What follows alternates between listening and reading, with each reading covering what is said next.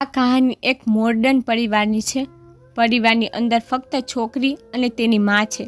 તેના પપ્પાની ઘણા વર્ષો પહેલાં મૃત્યુ થઈ ગઈ હોય છે, પણ તે લોકોનો પરિવાર ખૂબ જ અમીર છે.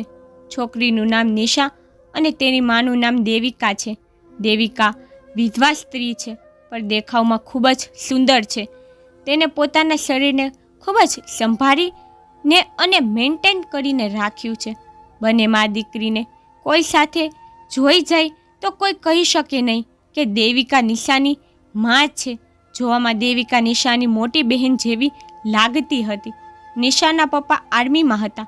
તે લોકો પાસે બેંક બેલેન્સ પણ ઘણું હતું. નિશા પાસે ગાડી અને ખૂબ જ મોટું ઘર હતું. તમે લોકો કહી શકો કે ઘરમાં કોઈ વસ્તુની કમી નહીં હોય. નિશાના પપ્પાને એક દિવસ અચાનક હાર્ટ એટેક આવી ગયો હતો. તેના લીધે તેમની મૃત્યુ થઈ ગઈ હતી. હવે ઘરમાં નિશા અને તેની માં દેવિકા એકલા રહેતા હતા. નિશાની માં દેવિકા એક ખૂબ જ સ્ટ્રોંગ વુમન હતી અને નિશાના પપ્પા ગયા પછી દેવિકાએ બધું જ એકલા હાથે ખૂબ જ જલ્દી સંભાળી લીધું હતું. તેને એક પુરુષની જેમ એકલા જ નિશાની પરવરિશ કરી હતી. નિશાને ભણાવી ગણાવીને તેની બધી જરૂરતો પૂરી કરી હતી. દેવિકા બધી જ મુશ્કેલીઓનો સામનો એકલા હાથે જ કરી લેતી હતી. જ્યારે નિશા ખૂબ જ શરમાળ છોકરી હતી અને હંમેશા ખુશ જ રહેતી હતી. નિશા ખૂબ જ કમજોર હતી. તેને થોડું વાગી જાય તો પણ તેને તાવ આવી જતો હતો અને આખું ઘર માથે ઉઠાવી લેતી હતી. દેવિકાએ તેને ખૂબ જ પ્રેમથી પાળી હતી. નિશા હવે લગ્ન લાયક થઈ ગઈ હતી અને જ્યારે દેવિકાએ નિશા માટે છોકરો ગોતવાનો શરૂ કર્યો ત્યારે નિશાએ કહ્યું કે મમ્મી, છોકરો ગોતવાની જરૂર નથી. યુનિવર્સિટીમાં હું એક આશીષ નામના છોકરાને પ્રેમ કરું છું અને મેં નક્કી કરી લીધું છે કે હું લગ્ન આશીષ સાથે જ કરીશ. આશીષ મને ખૂબ જ સારી રીતે સમજે છે અને મને શું ગમે છે, શું નથી ગમતું તે પણ તેને ખબર છે. આ વાત સાંભળતા જ દેવિકા બોલી, ગમવું નહીં ગમવું એ તો મિત્રને પણ ખબર હોય છે, પણ આ તો તારી આખી જિંદગીનો સવાલ છે. ત્યારે નિશાએ કહ્યું કે મમ્મી, મને ખબર છે, એટલે જ હું આશીષ સાથે લગ્ન કરવાની વાત કરું છું. દેવિકા તેની વાત માની ગઈ, પણ તેને એક શરત રાખી. તેને કહ્યું કે લગ્ન પછી તમે મારી સાથે આ ઘરમાં રહેશો. ત્યારે નિશાએ કહ્યું કે મમ્મી, એમ પર આશીષ સેટલ થઈ ગયો છે. તેના ઘરવાળા બધા ગામડે રહે છે અને આશીષ ભણવા માટે શહેર આવ્યો હતો અને હવે તેને ભણતર પૂરું કરી લીધું છે અને એક ખૂબ જ સારી કંપનીમાં નોકરી કરે છે. એટલા માટે હવે તે શહેરમાં ફ્લેટ શોધી રહ્યો છે અને લગ્ન પછી હું તેની સાથે તે ફ્લેટમાં જ રહીશ. આ વાત સાંભળતા દેવિકાએ કહ્યું, સારું, જેવું તને ઠીક લાગે, પણ પહેલાં આશીષ સાથે મારી મુલાકાત તો કરાવો. બીજા દિવસે નિશા પોતાની મા દેવિકાને લઈને આશીષના ઘરે જતી રહી. આશીષના ઘરે જોઈને નિશાની મા દેવિકા ખુશ થઈ અને પછી જ્યારે આશીષને મળી ત્યારે તે ખૂબ જ ખુશ થઈ ગઈ, કારણ કે આશીષ ખૂબ જ સુંદર અને હેન્ડસમ છોકરો હતો. એટલા માટે નિશાની માએ પોતાની છોકરીની પસંદ ઉપર ખૂબ જ ખુશ હતી અને વિચારતી હતી કે મારી છોકરીએ પોતાના માટે ખૂબ જ સરસ છોકરો શોધ્યો છે. પછી નિશાની મમ્મી દેવિકા એ લગ્નની તારીખ નક્કી કરી નાખી અને થોડા દિવસો પછી ખુશી ખુશી બંને પરિવાર સાથે મળીને બંનેના લગ્ન કરાવી નાખ્યા. લગ્ન પછી નિશા આશીષ સાથે તે ફ્લેટમાં રહેવા લાગી હતી અને લગ્નના 2 મહિના પછી જ નિશાની પ્રાર્થનાના લીધે ભગવાને તેને માં બનાવવાની ખુશી આપી. આ વાતથી આશીષ ખૂબ જ ખુશ હતો, પણ નિશા થોડી બીમાર રહેવા લાગી. આશીષ જ્યારે ઓફિસ જઈને ઘરે પાછો આવતો હતો તો નિશાની તબિયત બગડેલી જોઈને તે ખૂબ જ ચિંતા કરવા લાગતો હતો. આશીષ હવે નિશાને રોજ રોજ બીમાર જોઈને કંટાળી ગયો હતો. તે નિશાની જેટલી નજીક જવાની કોશિશ કરતો તેટલું જ તેનાથી દૂર થતો જતો હતો. એક દિવસ નિશાની તબિયત એટલી બધી વધારે ખરાબ થઈ ગઈ હતી કે આશિષ તેને હોસ્પિટલ લઈ ગયો અને આશિષ નિશાની માં દેવિકાને પણ ફોન કરી દીધો હતો. દેવિકા હોસ્પિટલ આવી અને પોતાની છોકરી નિશાને પોતાની સાથે પોતાના ઘરે લઈ ગઈ અને આશિષને કહ્યું કે જ્યાં સુધી નિશાની ડિલિવરી ના થઈ જાય ત્યાં સુધી તે મારી પાસે જ રહેશે. આ વાત સાંભળતા જ નિશા બોલી, મમ્મી, હું આશિષ વગર રહેવા માંગતી નથી. દેવિકાએ કહ્યું, નિશા, તારી હાલત તો જો પહેલાં કેવી હતી અને હવે કેવી થઈ ગઈ છે, અને હજી તને આવા નખરા કરવા છે. આશિષે કહ્યું કે મમ્મી સાચું કહે છે, આખો દિવસ તો હું ઓફિસે જતો રહું છું, પછી તું ઘરે એકલી જ રહે છે.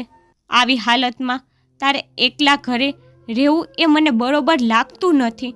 તું જો મમ્મી પાસે રોકાઈ જઈશ તો તારી તબિયત પર સુધરવા લાગશે. નિશાએ કહ્યું કે મમ્મી, પ્રેમની વાત નથી, પણ હું ઈચ્છું છું કે આવા સમયે આશિષ મારી પાસે રહે. ત્યારે દેવિકાએ કહ્યું કે સારું, આપણે કંઈક વિચારીએ. તો આશિષ સાથે વાત કરી લે અને તેને કહે કે તારો અને તેનો જરૂરી સામાન લઈને થોડા મહિના માટે મારા ઘરે આવી જાય. જ્યાં સુધી તારી ડિલિવરી નથી થઈ જતી ત્યાં સુધી તમે બંને મારી સાથે જ રહો. આ સાંભળીને નિશા ખૂબ જ ખુશ થઈ ગઈ અને આશિષ ઘરે જઈને નિશા અને પોતાનો સામાન લઈને તેની સાસુ એટલે કે દેવિકાના ઘરે રહેવા લાગ્યો.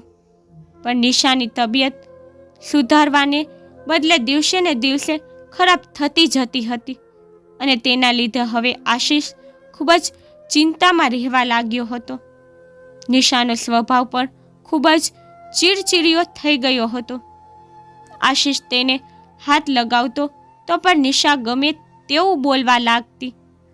આશિષને પોતાની પત્નીનું આવું વર્તન બિલકુલ ગમતું ન હતું. એક દિવસ આશિષ ડાઇનિંગ ટેબલ પર બેસીને નિશાની તબિયત વિશે વિચારી રહ્યો હતો. ત્યારે અચાનક તેની સાસુ એટલે કે દેવિકા ત્યાં આવી અને આશિષના ખંભા પર હાથ રાખ્યો અને કહેવા લાગી, આશિષ, તું અહીંયા એકલા કયા વિચારોમાં ખોવાયેલો છે? તો આશિષે કહ્યું કે હું બસ નિશા વિશે વિચારી રહ્યો છું. દેવિકાએ કહ્યું કે છોકરીઓ હંમેશા આવી હાલતમાં આવું જ વર્તન કરે છે. તું જરા પણ ચિંતા નહીં કર, બધું સારું થઈ જશે. આશિષે કહ્યું કે જ્યારથી નિશા પ્રેગ્નન્ટ થઈ છે ત્યારથી મારી સાથે સરખી રીતે વાત પણ નથી કરતી અને હું તેને હાથ લગાવવાની કોશિશ કરું છું તો મને ખૂબ જ ખીજાવા લાગે છે, જાણે હું તેનો પતિ નહીં પણ કોઈ બહારનો વ્યક્તિ હોય. દેવિકાએ કહ્યું કે હું સમજી શકું છું આશિષ તારી તકલીફને, કે તું કેવી રીતે નિશાથી દૂર રહે છે અને હવેથી તું મને મમ્મી નહીં પણ દેવિકા કહીને બોલાવજે. આ સાંભળતા જ આશિષ હસવા લાગ્યો અને કહ્યું કે તમને ખબર છે, જ્યારે મેં તમને પહેલીવાર જોયા હતા ત્યારે મને તમે નિશાની માં નહીં પણ તેના મોટા બહેન હોય તેવું લાગ્યું હતું, પણ પછી મને ખબર પડી કે તમે તો નિશાની મમ્મી છો. મને ખૂબ જ આશ્ચર્ય થયો હતો. તમે એક મોડર્ન સ્ત્રી છો અને તમને જોઈને કોઈ નહીં માને કે તમે એક જવાન છોકરીની મમ્મી છો જે પોતે માં બનવાની છે. તમે તો હજી એટલા સુંદર દેખાઓ છો કે તમારા માટે હજી છોકરાઓની લાંબી લાઈન લાગી જાય. તમે પોતાની જાતને ખૂબ જ ફિટ રાખી છે અને તમારું ડ્રેસિંગ સેન્સ પણ ખૂબ જ સારું છે. હું એવું ઈચ્છું છું કે જે રીતે તમે ફિટ છો તે રીતે નિશા પર ફિટ રહે અને તમારી જેવી ડ્રેસિંગ કરે. ત્યારે દેવિકા બોલી, અચ્છા, તો તને મારી ફિટનેસ અને મારી ડ્રેસિંગ સેન્સ ગમે છે એવું? આશિષ બોલ્યો, હા, કેમ નહીં. આજના સમયમાં કોઈ પણ છોકરો તમારા જેવી છોકરી પસંદ જ કરશે.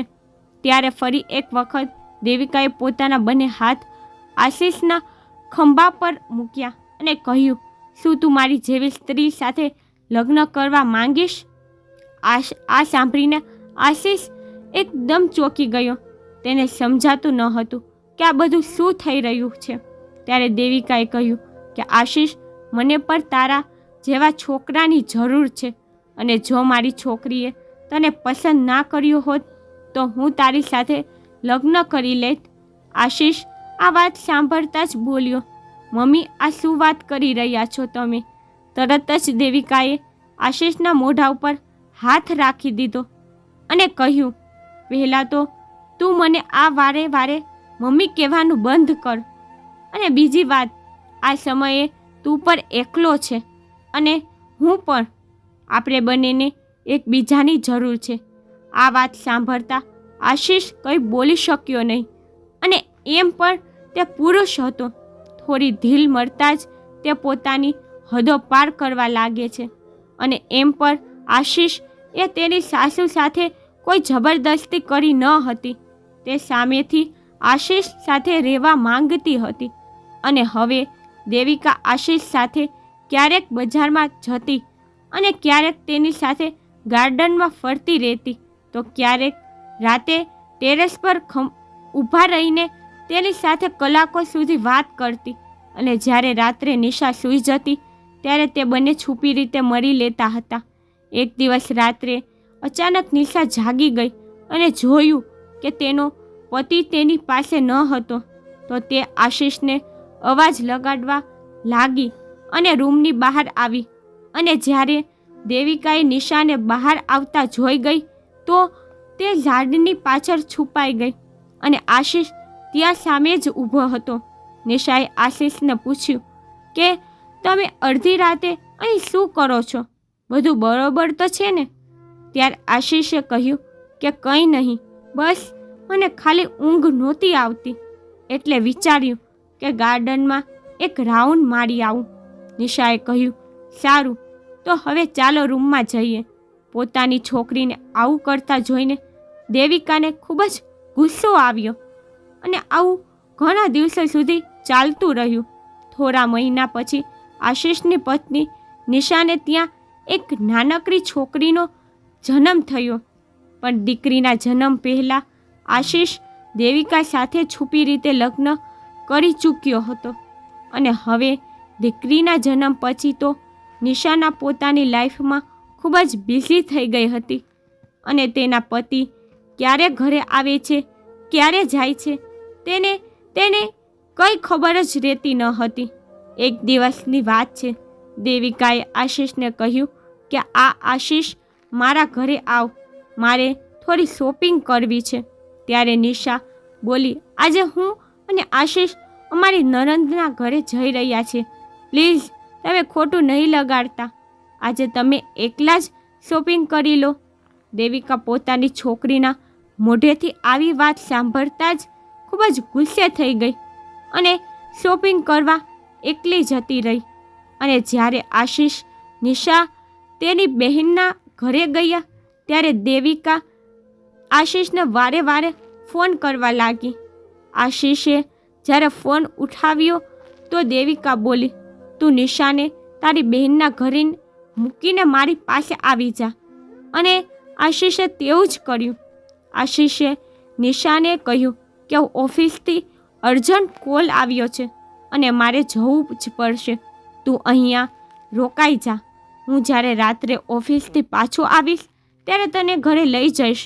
નિશા તેની વાત માની ગઈ. પછી આશીષ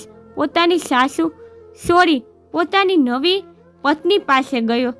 આશીષ અને દેવિકા રૂમમાં વાત કરતા હતા ત્યારે અચાનક નિશાનો ફોન આવ્યો અને નિશા બોલી, જ્યારે તમે મને લેવા આવો તો મારા માટે ગુલાબ જાંબુ લઈને આવજો. આશીષે સારું કહીને ફોન મૂકી દીધો, પણ આશીષ ફોન કાપવાનું ભૂલી ગયો હતો. તેને ચાલુ ફોન જ સાઈડ પર મૂકી દીધો અને તે દેવિકા સાથે વાત કરવામાં એટલો બધો ખોવાઈ ગયો હતો કે તેને કંઈ ભાન જ રહી ન હતી કે ફોન હજી ચાલુ છે. જેના લીધે નિશાએ તેની મા અને આશીષની બધી જ વાતો અને બધી જ સચ્ચાઈ ખબર પડી ગઈ હતી. તેમના વચ્ચે જે પણ વાત થઈ તે નિશાએ રેકોર્ડ કરી લીધી હતી. તે રેકોર્ડિંગમાં તેની મા દેવિકા કહી રહી હતી કે આશીષ, તું આપણા લગ્ન વિશે નિશાની ક્યારે કહેવાનો છે? આશીષે કહ્યું કે હું જલ્દીથી જલ્દી કહી દઈશ. અત્યારે તો આપણે આ રીતે જ સારા છીએ અને જો તમે નિશાને તમારા ઘરે રહેવા માટે મનાવી લેશો તો હું પણ તમારી પાસે જ રહીશ અને આપણે બંને ખુશ રહીશું. આશીષ આ વાત કરીને હસવા લાગ્યો હતો. નિશાએ જ્યારે આ વાત સાંભળી ત્યારે તેને ખૂબ જ ગુસ્સો આવ્યો અને તે જ સમયે તેની મમ્મીના ઘરે જતી રહી અને ઘરે આવીને તેને પૂછ્યું, આશીષ, તારું અને મારી માનું આ ચક્કર ક્યારથી ચાલી રહ્યું છે? આ વાત સાંભળતા જ આશીષ ખૂબ જ ગભરાઈ ગયો અને તે બોલ્યો, નિશા, તું આ શું વાત કરી રહી છે? હું તો ફક્ત તને જ પ્રેમ કરું છું. ત્યારે નિશાએ કહ્યું કે તું કેટલું સારું નાટક કરી લે છે. તે પછી તેને ફોનમાં રહેલું બધું જ રેકોર્ડિંગ સંભળાવ્યું. તે રેકોર્ડિંગ સાંભળતા જ આશીષ ખૂબ જ ગુસ્સામાં આવી ગયો અને પોતાની નાનકડી છોકરીના ગળા પર ચાકુ રાખી દીધું અને નિશાને કહેવા લાગ્યો કે આ રેકોર્ડિંગ અત્યારે જ ડિલીટ કરી નાખ, નહીં તો હું અને મારી નાખીશ. એટલી જ વારમાં ત્યાં પોલીસ આવી ગઈ. જ્યારે નિશા આશીષના બહેનના ઘરેથી નીકળી હતી ત્યારે તેને પોલીસને ફોન કરીને બધી જ વાત કહી દીધી હતી અને રેકોર્ડિંગ પર મોકલી દીધું હતું અને તે પોલીસને સાથે લઈને જ આવી હતી. પોલીસે આશીષના હાથમાંથી છોકરીને લઈ લીધી અને આશીષને ગિરફ્તાર કરી લીધો અને લેડીઝ પોલીસે આવીને નિશાની માં દેવિકાને પણ પકડી લીધી અને બંનેને જેલમાં મોકલી દીધા. આ ઘટના પછી નિશા ખૂબ જ રડી. આ મારી સાથે શું થયું? મારા પતિ સાથે મળીને મારી મમ્મીએ જાતે પોતાની છોકરીનો પરિવાર બરબાદ કરી નાખ્યો. તો મિત્રો, કેવી લાગી તમને આ કહાની? મને કોમેન્ટ કરીને જરૂર જણાવો અને જો તમે મારી ચેનલ પર પહેલી વાર આવ્યા છો તો મારી વિડીયોને લાઈક કરો અને મારી ચેનલને સબસ્ક્રાઈબ કરો જેથી તમને આવા વિડીયો સૌપ્રથમ મળતા રહે. તો મળે આવા નવા વિડીયો સાથે. ધન્યવાદ.